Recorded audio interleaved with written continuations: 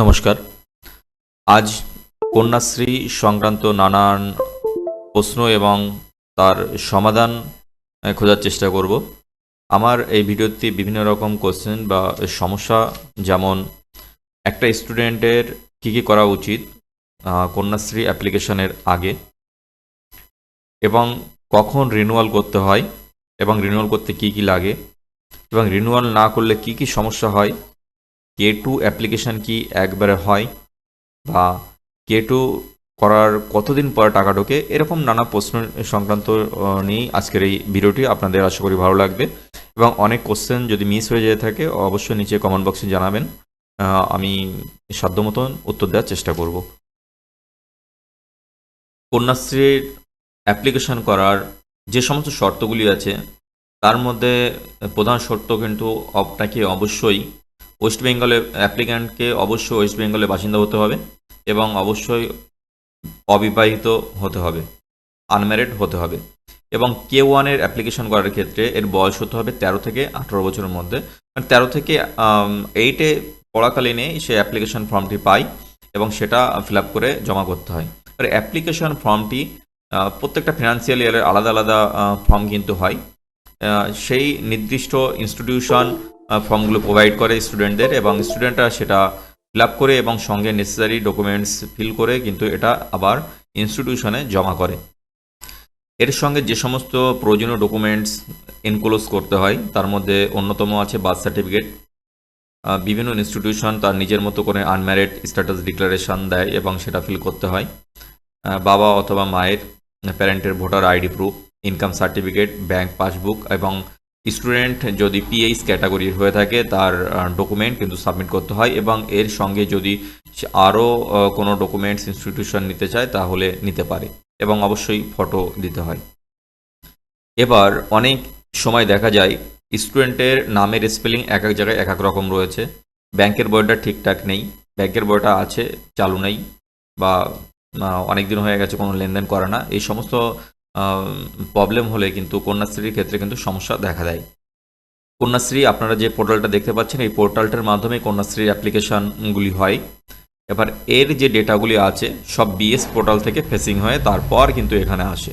তাই একটা স্টুডেন্টকে অ্যাপ্লিকেশন করার আগে তার সমস্ত স্পেলিংগুলি যেমন নিজের নাম, বাবা মায়ের নাম, ব্যাংকের পাসবুক, সমস্ত কিছু ঠিকঠাক আছে কিনা, একদম প্রত্যেকটা অক্ষর যেন মিল থাকে সেইটা দেখে নেওয়া উচিত, এবং ব্যাংকের বই যেন অবশ্যই সচল থাকে।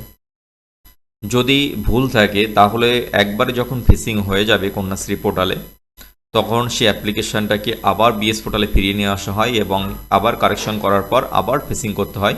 এতে অনেক সময় অনেক টাইম লেগে যায় বা বিভিন্ন রকম সমস্যা হতে পারে। তাই প্রথম চেষ্টাটাই করা উচিত যে একটা স্টুডেন্ট তার সমস্ত নিজের নামের বানান, তার বাবার নাম বা মায়ের নামের বানান এবং তার সমস্ত বানানগুলি যেন ঠিকঠাক থাকে, এবং ব্যাঙ্ক অ্যাকাউন্ট যেটা দেবে সেটা যেন সচল থাকে। প্রথমেই কিন্তু এটা গুরুত্বপূর্ণ, এই সমস্ত দেখে নেওয়া উচিত। ক্লাস 8-এ অ্যাপ্লিকেশান করার ক্ষেত্রে সেটা কিন্তু অ্যাপ্লিকেশানটা হয় K1, এবং প্রতি বছর কিন্তু এটা রিনিউয়াল হয়। রিনিউয়ালের অপশান যখন দেয় তখন ইনস্টিটিউশনগুলো স্টুডেন্টদের জানায় যে রিনিউয়ালের নাম দিয়েছে, প্রয়োজনীয় কাগজপত্র কিন্তু স্টুডেন্ট জমা করে ইনস্টিটিউশনে। সেই মতো ইনস্টিটিউশনে যে নোডাল অফিসার আছে তারা কিন্তু এই রিনিউয়ালের কাজগুলি করে থাকে। এবার এই রিনিউয়াল করার পর কিন্তু স্টুডেন্টগুলি প্রত্যেক বছরে 1,000 টাকা করে পায়, এবং K2-তে এককালীন যে 25,000 টাকা সেই 25,000 টাকা K2-তে পায়। K1-এর ক্ষেত্রে আপনারা পাবেন 1,000 টাকা করে। অবশ্যই রিনিউয়াল করার পর বা কন্যাশ্রী অ্যাপ্লিকেশন করার পর যদি কারোর বিয়ে হয়ে যায় তাহলে কিন্তু সংশ্লিষ্ট ইনস্টিটিউশন কন্যাশ্রী রিনিউয়াল নাও করতে পারে, বা কন্যাশ্রীর প্রধান শর্তই কিন্তু আপনারা সবাই জানেন, কন্যাশ্রীর প্রধান শর্তই কিন্তু অবিবাহিত হওয়া। কন্যাশ্রী অ্যাপ্লিকেশন করার পর যে সমস্ত নামগুলি রিনিউয়ালে আসে তার সমস্তাই কিন্তু অ্যাটেম্প্ট করতে হয়। এবার অনেক স্টুডেন্ট যদি অনেক দিন স্কুলে না আসে বা তার সঙ্গে যদি কোনো যোগাযোগ করা সম্ভব না হয় তাহলে যে কোনো একটা অ্যাকশান কিন্তু ইনস্টিটিউশন তরফ থেকে নেওয়া হয়, সেটা রিজেক্ট হতে পারে।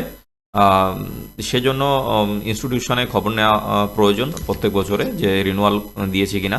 রিনিউয়ালের নাম দিলে তার কিন্তু কাগজপত্র ইনস্টিটিউশনে জমা করতে হয়। জমা করার পর তার পরবর্তী কাজগুলো কিন্তু প্রসেস হয়।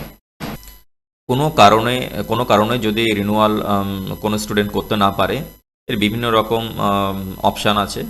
সেই অপশানের ক্যাটাগরিতে যদি পড়ে তাহলে করা সম্ভব, না হলে কিন্তু করা সম্ভব হয় না। তবে একবারে K2 অ্যাপ্লিকেশন করা সম্ভব, কিন্তু এই প্রক্রিয়াটি অনেকটা জটিল। তার জন্য একদম হায়ার অথরিটি থেকে পারমিশন নিয়ে আসতে হয়, এবং কী কারণের জন্য, কী প্রপার কারণের জন্য সে K1 থেকে করতে পারেনি বা K1 অ্যাপ্লিকেশন করতে পারেনি, তার প্রপার ইনফরমেশান কিন্তু দিতে হয়। এবং হায়ার অথরিটি যদি মনে করে যে হ্যাঁ এ K2 পাওয়ার যোগ্য, তাহলে কিন্তু তাকে K2 দেওয়া হয়। সাধারণত K2 করার ফ্রেশ K2 খুবই জটিল বিষয়, এবং সাধারণত এখানে সাজেস্ট করা হয় যে K1 পরপর ভাবে আসবে এবং সে K2 একবারেই পেয়ে যাবে। K1 যখন শেষ হবে তারপর সে K2 পেয়ে যাবে। সেই জন্য একটা স্টুডেন্ট বরাবর ইনস্টিটিউটের সঙ্গে যোগাযোগ রাখা প্রয়োজন, যে কখন রিনিউয়াল হচ্ছে, কখন ফ্রেশ অ্যাপ্লিকেশন হচ্ছে, কোনো ব্যাঙ্ক অ্যাকাউন্টে কোনো সমস্যা আছে কিনা যোগাযোগ রাখা এবং খোঁজখবর রাখা। এই সমস্ত কাজগুলো কিন্তু একটা স্টুডেন্টের করা উচিত। এবং তারপর অনেকে জানতে চেয়েছিল K2 করার পর, জানতে চেয়েছে যে K2 করার পর কতদিনের পরে টাকা ঢোকে। K2 করার পর কতদিনের পরে টাকা থাকবে এটা সম্পূর্ণ সরকারের উপর নির্ভরশীল। এর কোনো ডেট কিন্তু নেই, তবে সাধারণত বেশি দিন লাগে না।